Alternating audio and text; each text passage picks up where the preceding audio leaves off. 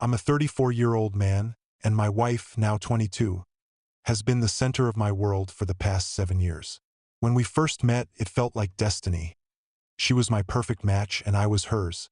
We shared the same passions for sports, entertainment, social issues, and even travel destinations. For years, our life together was blissful.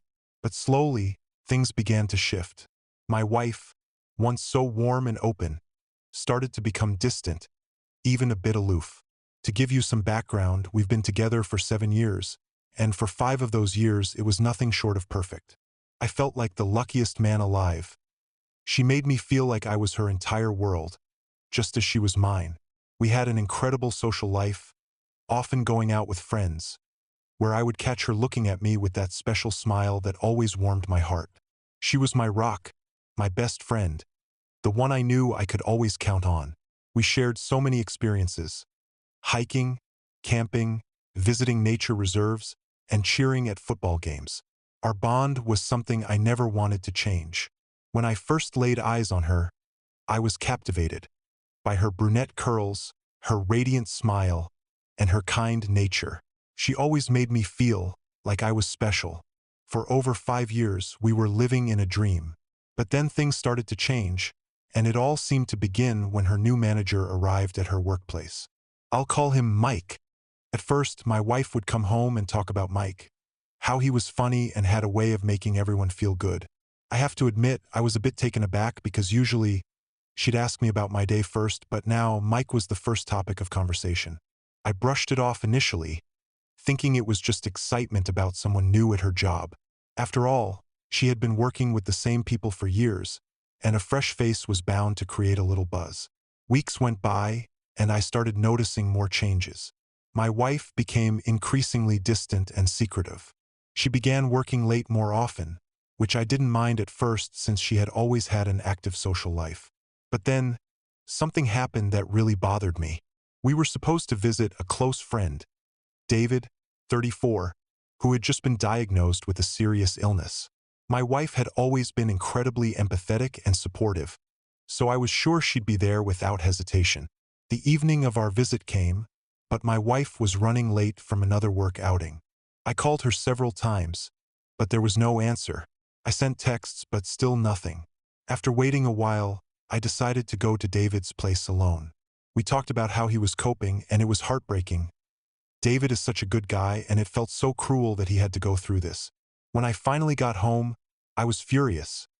My wife still wasn't back, and she hadn't even tried to reach out. I was worried. Had something happened to her? I called one of her colleagues, Jenny, who I got along with quite well. I asked if my wife was still out with her. Jenny confirmed she was, but mentioned that she had left earlier, leaving my wife and Mike behind. I was livid. How could she skip visiting our sick friend for someone she had only known for a short time? I kept telling myself there had to be some explanation. When she finally came home, I was waiting in the living room. She looked at me with concern and asked, "Is everything okay?" I could only think of one word: David. She looked genuinely shocked. "I'm so sorry," she said. "I lost track of time with work friends." She seemed sincere. She and David were close, so maybe she really had just forgotten. I decided to ask her who had stayed out with her that night. She mentioned the usual names, Jenny and Sophie. I pressed on. "Was Mike there?" "Oh, yes," she replied, almost as an afterthought. I asked if everyone had stayed out until the end, and she confirmed they had. The next day, I couldn't shake my anger. My wife had never lied to me before, and never let anyone down like this. I couldn't believe she would ditch our sick friend for a guy she barely knew. Over the next few days, she continued to grow more distant. She was coming home even later, and our once close connection was fading. She was always on her phone, and when I asked who she was texting, she casually said, "Just a friend from work." I asked if it was Mike, and she snapped back, "No, but what if it is?" I had never seen her so defensive. I told her how it felt, like she idolized Mike. I pointed out how her face lit up when she talked about him, so much so that she had forgotten about David. She looked taken aback but insisted, "I don't idolize Mike. He's just a friend, and I've already apologized to David." But that wasn't enough for me. That night, while she slept, I did something I'm not proud of. I checked her phone. And there it was, message after message, all of them explicit. I took photos of the conversations as proof, but it broke me inside. A week passed, and nothing changed. The late nights, the coldness, it was all still there. I confided in a friend about my suspicions, and he suggested I try something new, like surprising her with a special dinner. I liked the idea, so I texted my wife and asked if she was free after work. She responded positively, so I spent the day preparing a nice meal, a bottle of wine, flowers. But when she got home, she looked at me with sadness in her eyes. She apologized, saying she had forgotten about a colleague's surprise birthday party and that it was the only night they could celebrate. I felt crushed. She left almost immediately after, leaving me with nothing but anger and frustration. I knew then that I needed proof. I couldn't ignore the signs any longer. I decided to install a tracker in her car. I told her I was working late, so she wouldn't suspect anything when she got home. I watched from a distance as she arrived, then set off again shortly after. I followed her to a secluded parking lot, where she met with Mike. She got into his car, and it was clear what was happening. I recorded the whole thing, knowing I needed this evidence. The next few days were surreal. She acted like everything was normal, smiling at me, and holding my hand at breakfast. But I knew better. One day, while she was at work, I decided to search through her things. In the back of her drawer, I found an iPad I didn't recognize. It wasn't password protected, so I took a look. What I found devastated me: photos and videos of my wife with Mike, some with other people, in explicit acts. The worst part was seeing her with a man I knew to be a bigot, someone who held vile beliefs that she and I had always condemned. It didn't make sense. How could she do this? What did she see in him? Seeing her do things with them that she never did with me was a pain I couldn't describe. I watched all the videos. I know I shouldn't have, but I did. I copied everything, photos, videos, for evidence. I knew I had to end it, but I couldn't understand why she did it. Why did she reject me when it came to exploring fantasies but was willing to do all of this with him? What made him so special? Why was she into a man she once claimed to despise? I talked to David about everything. He's a good man, a true friend. He was shocked, disgusted even. He had noticed her change too. I told him I wanted a divorce, and he agreed that I had more than enough reason. He advised me against confronting her or Mike, said it was pointless because she had already made up her mind. He told me I needed a fresh start, to find someone who was genuine, not a mirage of the woman I married. David despises bigots as much as I do, and he shook his head in disbelief that my wife had done this. He's known her even longer than I have. Talking to David gave me a sense of control. For months, I felt like I was at her mercy, afraid to uncover the truth. I didn't confront her more sternly because I was scared of what I'd find. But after the photos, videos, and texts, I knew what I had to do.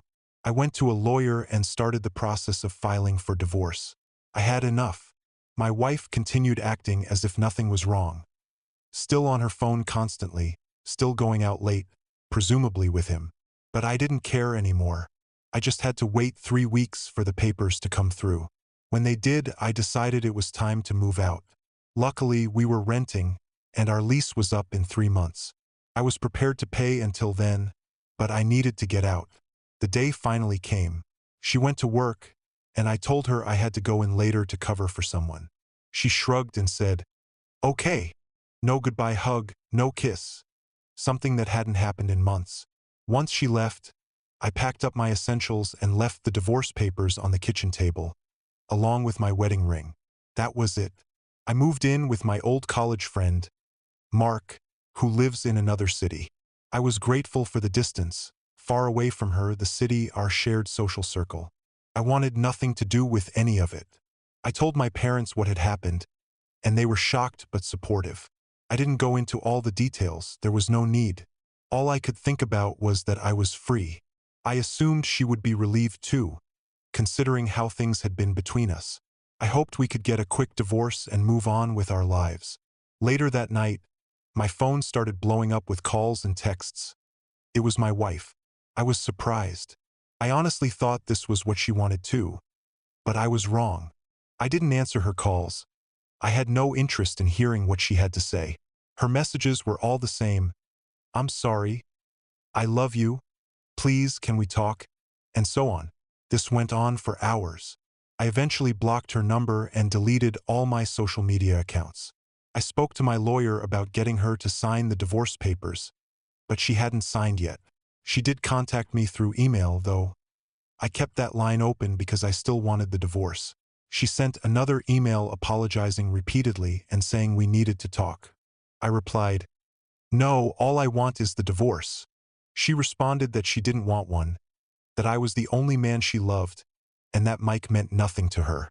It's funny because I never actually told her why I left, but she obviously knows, her guilty conscience. Seeing her plead for forgiveness was strangely satisfying. I spoke to Mark about it, and he said I could stay with him as long as I needed. I'm thankful for that, but he did point out that eventually, I would have to face her. He said I left without getting answers, and no matter how hard I tried, I'd eventually need to confront those questions. Deep down, I disagreed with him. Why should I talk to her? Why? She didn't care about my feelings for months. She cared about her sick friend David, but she didn't care about me. So why should I give her the time of day? I know that, deep down, I'm being stubborn. I'm also angry that she's trying to reconcile. I honestly thought she would have signed the papers and moved on with him. Now, I'm even more confused because she's insisting on meeting. I talked to my therapist about it. She's been excellent through all of this. I told her about the affair, the photos, the videos, everything. I mentioned that my wife wanted to meet before signing the papers. My therapist was blunt. She said, "When you left without telling her why, deep down, you wanted her to plead, to worry. You kept telling yourself she wouldn't care, but deep down you wanted her to care. You wanted her to feel the pain she caused you. But meeting her now might mean giving up some of your control." She was right. She added, "If you decide to meet her, you must ask the difficult questions, even if you don't like the answers. You have questions and you're not moving on. You're running away because you're scared that the last 7 years were a lie." Like I said, she's blunt. That was 2 days ago. My wife is still insisting on meeting before signing anything. I've talked to my parents and close friends about it. My dad said I could try to force her to sign, but that could take months. He suggested that if she's willing to sign after a talk, it might be worth it. Mark agreed. So I've decided to meet her. To say I'm nervous is an understatement. How should I approach this? What should I ask her? Should I be open or guarded? Any advice would be greatly appreciated. Life got in the way for a while. After living with Mark for a while, I realized that I needed to return to where I used to live. Mark was great, but it was time to go back and face things head-on. My soon-to-be ex is still in our old house, so I rented a flat just outside of town. I told her that I was coming back, and she seemed happy about it. However, I made it crystal clear that I would not be living with her. She tried to suggest that we could sleep in separate rooms, but I firmly refused. I also made it clear that I wouldn't be telling her where I was staying, despite her attempts to find out. Even with everything that had happened, we both still wanted to meet. We arranged to meet at a neutral location, a beach where there are people around but not too many, in case things got heated, which I definitely didn't want. I chose to meet outside, just the two of us. I decided to record the conversation. Before the meeting, I emailed my soon-to-be ex with a set of ground rules. I told her that if she didn't abide by them, there would be no chance of reconciliation. The rules were straightforward. Answer every question I have honestly. No deflecting answers like, "It just happened," or "I'm not sure." I wanted detailed explanations. If she stormed off without answering all my questions, it's over, no reconciliation. Answer even if the truth hurts me. Don't be late. If you are, there's no chance of reconciliation. We met at the agreed-upon place and time. Afterward, I returned to my flat. The next day, I caught up with some friends. They treated me with a kind of sympathy, almost like I was David, though I understand why. I got a lot of hugs and support, which I appreciated, but it was clear that word of our breakup had spread. I wondered how they knew since I had only told a few people. But my ex must have told her family and friends, and from there, the news spread. However, they obviously didn't know the full details. They had no idea about the texts, pictures, and videos. Not even my ex knew I had them. She assumed I left because of the time she spent with Mike. She had no clue about the real reasons. I discussed the upcoming meeting with my therapist, who advised me to ask certain questions to gain a better understanding of what had happened. I'll explain more about that later. The day of the meeting arrived, and although I had been nervous before, by the time it came, I was a wreck. Not because I wanted her back, but because seeing her would inevitably bring back memories of him, and I feared losing my focus and control. I arrived at the beach early, really early. The day was perfect. The sun was shining, and people were out for their morning walks. I had chosen a good spot. Then, out of nowhere, I saw her walking toward me, smiling. She looked great, definitely dressed up for the occasion, although she seemed a bit worn out and stressed. I felt no sympathy. When she reached me, she tried to hug me, but I held out my arm to stop her. She seemed to understand. We sat down and she attempted some small talk, but I wasn't interested. I had my phone recording and I started with the questions. When did you first kiss him? The first week on Friday. When did you first sleep with him?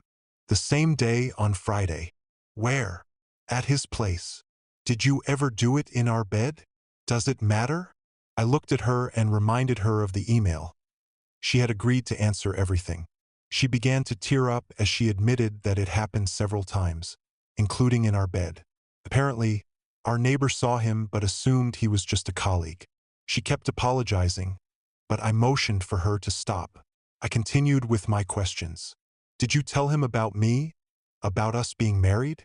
Yes, but it all felt like a blur at the time. Then I asked the question my therapist had advised. When you first met Mike, how soon did he start asking about me? What do you mean? It's simple. When you two talked, what did he ask about me? Did he want to know how long we'd been married?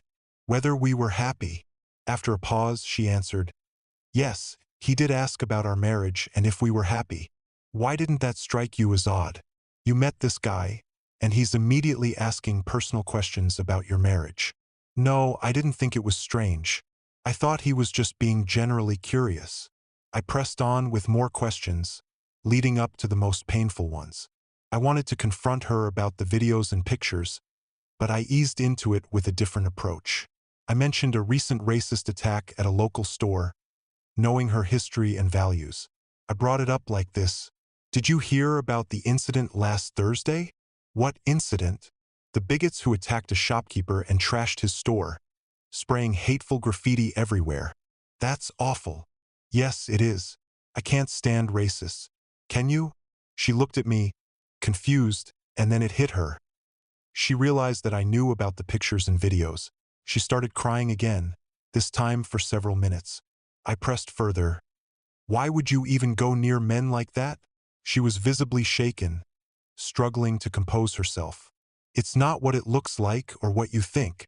What am I supposed to think? What was it about this man that made you disrespect everything we believed in, abandon your friends, and treat me like dirt? She was trembling, her face red from crying. He was my new boss. He was charming and funny, and he made everyone feel good about themselves. A lot of women liked him even when he first started. He had that aura, but when he started taking an interest in me, I felt special, like he chose me. What does that even mean? You asked for honesty, so here it is. When we started talking, he made it clear he was only interested in me. And this was after just a few days? Yes, he had a way of making me feel good, of making me feel seen. When he looked at me from across the office or gave me compliments, I felt like I was the only person who mattered. And you liked that? I know it sounds pathetic, I was weak, but that's how it was. When he started, he was good-looking, confident, and had a presence that drew people in. All the women in the office talked about him. I never thought he would pick me. Pick you? You wanted to be picked. Not at first. I thought it would be harmless flirting, but he made it clear he wanted more, and I was hooked. And then what? He became like a drug. I couldn't shake him off. I know it sounds pathetic, but he gave me a confidence boost that I hadn't felt before. He kept telling me I was the one, that I was special, and I believed him. What was it about you? He made me feel like I was the one for him. I know it's not what you want to hear, but I'm being honest. Go on.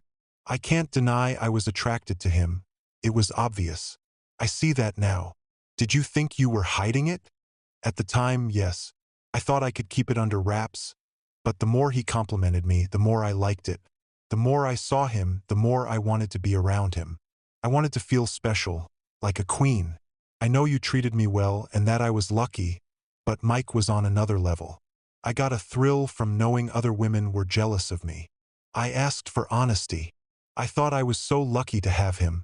But as time went on, he changed, and so did I. I asked her what she meant by that. He was very specific in what he wanted. He got to know me and then pushed me to do things I didn't like. Those videos and pictures, they were his idea. I knew about his friends' beliefs, but I didn't want to challenge him. I didn't want to upset him because he'd say things like, "If you can't make me happy, someone else will." He had this attitude that I should be grateful for his attention. I panicked and went to extreme lengths to keep him happy. I wanted to make him happy, and nothing else mattered. I told her, "Yes, I saw that. And what about our fantasies?" I know, but as I said, he was a drug I couldn't quit.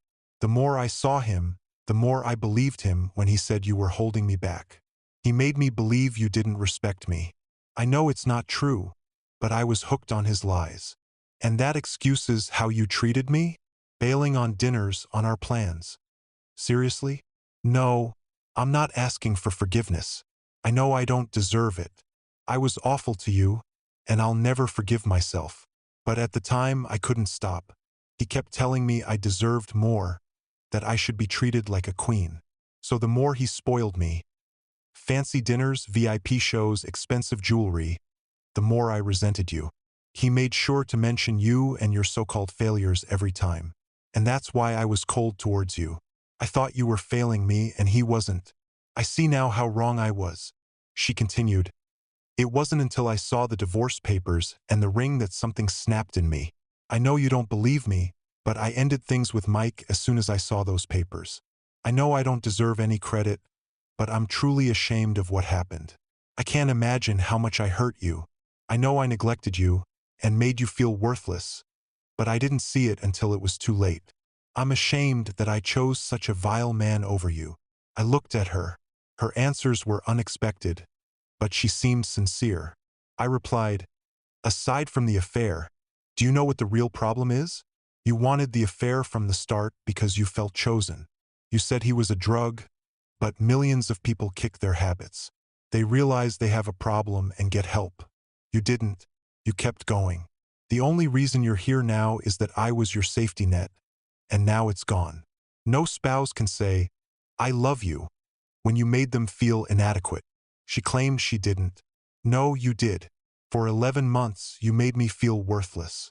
I was overeating, becoming more withdrawn, losing myself while you were out every night, going to the gym, buying new clothes, becoming someone I didn't recognize. You came home and looked at me with disgust. You wouldn't let me touch you, wouldn't even talk to me. All you gave me was abuse. Abuse. Yes, mental abuse. Maybe you didn't realize it, but you did it. My best friend, my soulmate, made me hate myself. She was crying again. It got so bad that I was thinking of. I couldn't say it, but you get the picture. She was crying heavily, apologizing repeatedly. I had to remind her that we were in public at the beach and people were watching. She took a few moments to compose herself, but she kept pleading. She insisted it was all Mike's influence that led her to treat me the way she did. I had one last question. Do you love him? No, I don't. I know you won't believe me, but I actually hate him as much as I hate myself. After hours of talking, she left, saying she had told me the truth, that I was the love of her life and so on. I stayed at the beach, thinking about the possibility that she was groomed or manipulated. It made sense. She completely changed after meeting him. There was a reason my therapist wanted me to ask that question. Although she can't diagnose Mike, she believes he has sociopathic tendencies. That's why he asked about our marriage so early on. He had an agenda. He knew we were happily married, and he made it his challenge to break us apart. He wouldn't have been interested in a single woman. There was no challenge there. But with my wife, he was controlling her, her friends, and her family. He turned her into someone she wasn't and made sure she acted against everything she once believed in. He turned me, through her, into a depressed loner. My therapist explained that's why I didn't confront her after discovering the texts and videos. I had been manipulated. Mike was pulling the strings, but my wife played along. Sociopaths like to control the narrative and make others suffer. When I followed her to the parking lot, he probably knew I would. If I had confronted them there, my wife would have sided with him and he would have won. People with sociopathic tendencies have no empathy. They thrive on seeing others suffer by their hands. Is there truth to that? Was my wife a victim of a sociopath? It fits, but part of me doesn't care while another part of me cares deeply. Who was this guy? I kept wondering how one man could come in with such authority and ruin lives. But deep down, he was the whole package. He was her boss, making good money, in his 30s but looking younger, with a great physique and confidence that attracted women. But maybe my soon-to-be ex was right that she ended it with him the day I left. After I moved out, my neighbor told me that Mike kept coming around, demanding to see her. He apparently did this multiple times. As my wife said during our meeting, he started acting like a physically abusive partner. My therapist said that sociopaths can't handle rejection, especially when they lose control. My wife dumped him and he became erratic. Why? Because in the end, my wife chose me over him. Lucky me. He manipulated her for under a year, and she still had the strength to end it. That undoubtedly derailed his plans. I contacted HR about my wife and him. It turns out others had already contacted HR as well. It seems word of their affair had spread. He left shortly after my wife and I talked. I don't know where he went and I don't care. My wife also left the company before she could be pushed out. Apparently, people are not too happy with her behavior, especially her parents. She's staying with them now and relocating. She's getting help from a psychologist, which she definitely needs. I still talk to her family and our mutual friends. They keep suggesting I meet her again, but that's not happening. She needs to focus on getting better. Her family said that Mike really messed her up. The divorce will be finalized in a few weeks. I know some people thought she wouldn't sign after our meeting, but I had to go. I had to know why she did it. I needed answers. Do I feel better? In a way, yes. My wife was as honest as she could be. The pattern of the affair makes sense. My soon-to-be ex even asked if there was a chance of reconciliation someday. I admit I've thought about it. But even if she was a victim of a master manipulator, how can I trust her again? All I think about is him and how I can't compare. I'd always feel like second best, no matter what she says. I guess the moral of the story is that cheating is obviously wrong. It damages the partner deeply. Cheaters are truly selfish. They only own up when they're caught or when divorce papers are left on the kitchen table. I certainly won't marry again. The affair has scarred me deeply. I still feel inadequate, like I'm not good enough. Even though I'm going to the gym, hiking, and camping with friends, staying active and trying to move on, I still struggle. I hate my soon-to-be ex for falling for him so easily, for letting him choose her. Why did it have to be her? But these questions are pointless now because it's over. The damage is done and it still hurts. I still have my job and moving to the outskirts of town was a good choice. I'm not one of those people who move thousands of miles away, though I understand why some do. But I have a good job and a solid social circle, and I don't want to lose that. If I relocated completely, it would feel like they won, and I refuse to be a victim. My therapist said it will take time to heal, so I need to be patient.